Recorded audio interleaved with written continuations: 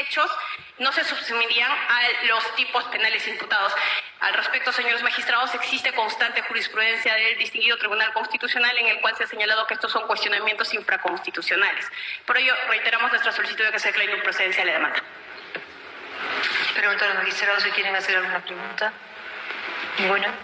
Bueno, el magistrado Gustavo Gutiérrez. Muchas gracias, presidente.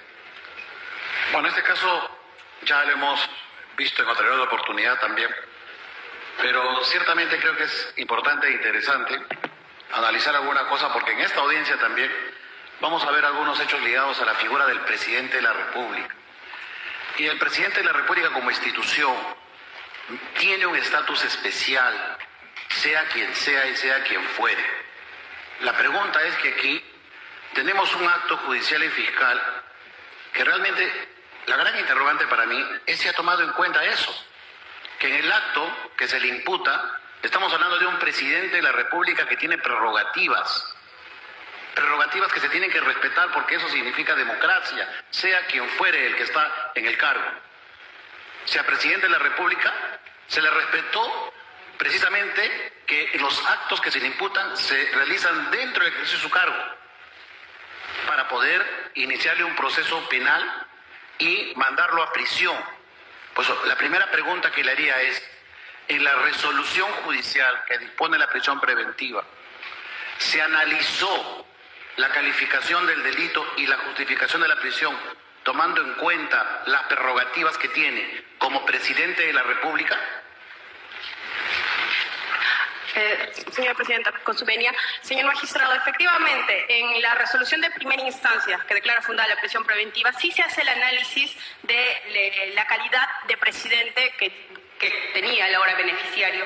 Así, en los antecedentes, en el punto número 11, se hace el análisis y se hace referencia a que con fecha 12 de diciembre del año 2022 se publicó en el Diario Oficial del Peruano la resolución del Congreso 22-2022 y demás numerales, mediante el cual el Congreso levanta la prerrogativa de antejuicio político del ciudadano José Pedro Castillo Terrones por la comisión flagrante de los delitos y declara haber lugar a la formación de causa penal, la cual resolvió levantar la prerrogativa de antejuicio político. Señores magistrados, es en mérito, se hace el análisis y obviamente se tiene en cuenta que el Congreso también, conforme sus competencias, conforme sus facultades, ha tomado la decisión de levantar esta prerrogativa. Procuradora, eso usted sabe que se hizo después de la detención. Efectivamente, se realiza el 12 de diciembre. Al momento de la detención, ¿está deteniendo la Fiscalía y la Policía a un presidente de la República? ¿Se hizo algún análisis sobre ese hecho del momento de la detención?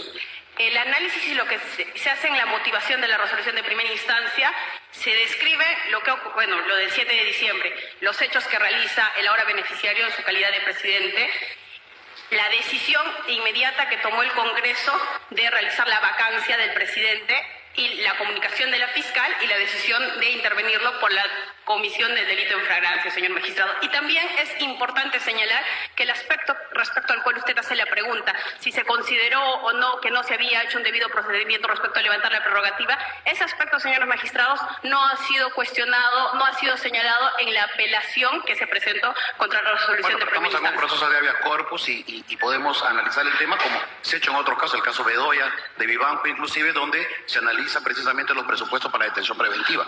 En este caso, le estoy preguntando un tema puntual, si es que al momento de la detención, cuando el juez motiva y razona, no evalúa desde una perspectiva de un presidente de la República con prerrogativas que la detención es justificada, constitucionalmente hablando, no solo penalmente hablando. Ya me dio su punto de vista usted. El segundo punto, el segundo elemento que voy a preguntar es referido a los delitos, ¿no? Por ejemplo, el delito de rebelión, que usted ha señalado correctamente, conspiración, que no tiene grado de tentativa, rebelión, en este caso. La estructura típica, y cuando se hace un auto de apertorio, entiendo que cuando se inicia un proceso penal, tiene que haber una proyección de una cierta copulación de los elementos del tipo penal. La pregunta es, un juez penal en un auto apertorio de instrucción, no en una sentencia, no la Suprema, en un auto apertorio de instrucción, puede extender el tipo y decir, bueno, un papel en un mensaje también es un arma, porque de lo que yo leo del delito de rebelión, dice el que se alza en armas.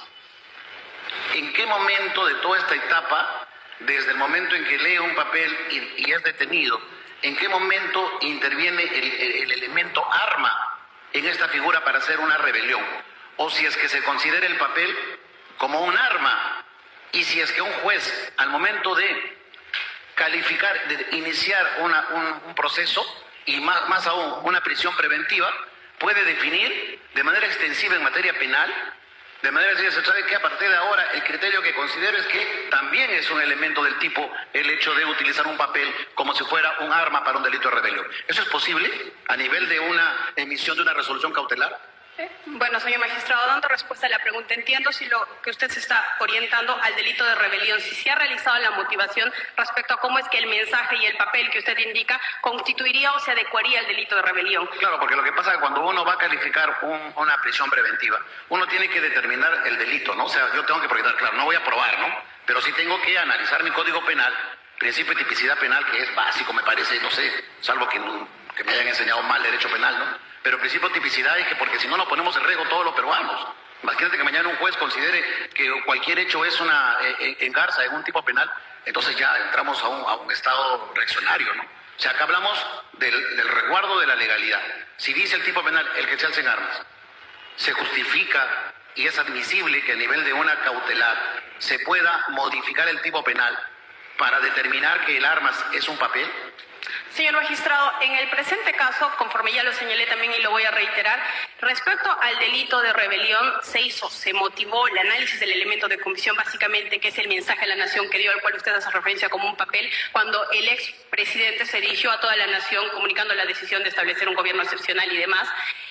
Se ha hecho el análisis y se ha señalado que este es el inicio del levantamiento en armas, y también en los elementos de convicción se hace mención a que debido a este mensaje que dio el expresidente, y también se hace el análisis de con quiénes se reunió, quiénes estaban presentes, lo que se estaba acordando, cómo es que diferentes organizaciones, cómo es que diferentes grupos de personas empezaron a también realizar mensajes llamando al levantamiento de las personas para apoyar la decisión de esta persona. Incluso se hace mención en los elementos de convicción a que habían agrupaciones del MRTA y otras organizaciones delictivas. También se hace mención a que este mensaje a la nación ha generado y llamaba por eso el levantamiento en armas. Lo que yo quiero resaltar, señor magistrado, es que no existe una modificación al tipo penal, que como usted dice es algo básico, que desde la universidad lo entendemos. Lo que existe es una interpretación de los señores jueces ordinarios respecto a este delito, y también se ha citado la jurisprudencia emitida por la Corte Suprema del por qué consideran que estos hechos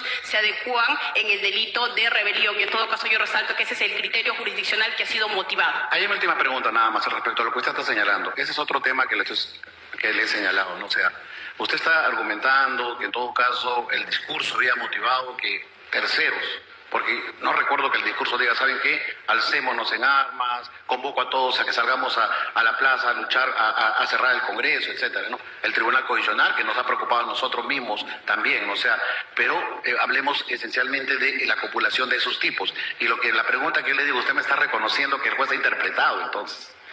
Usted me está reconociendo que el juez ha interpretado en ese momento que el delito de rebelión podía darse bajo ya no una figura típica del alzamiento en armas propiamente dicho, sino bajo otras modalidades que pueden ser entendidas también como el levantamiento de armas. Y mi pregunta era ahí, y ahí cierro el tema, porque a veces hay mucha confusión en todos estos temas, ¿no? Queda claro para mí, por cierto, para cerrar mi intervención, Presidenta, es que el acto realizado por el expresidente Castillo es un acto inconstitucional. Es un acto al margen de la Constitución, es un golpe, como cualquier acto que se realice contra la Constitución, como una denegación fáctica, es un golpe. Pero en este caso estamos preguntando si eso es un delito, propiamente dicho, si todo golpe es un delito. Entonces, con esto termino. La actuación del juez al momento de dictar una cautelar, de interpretar en la cautelar, no en la sentencia. Podríamos discutir si en la sentencia o en la nulidad hay una interpretación, perfecto, podríamos hablar, pero en la cautelar el juez interpreta que esto es delito.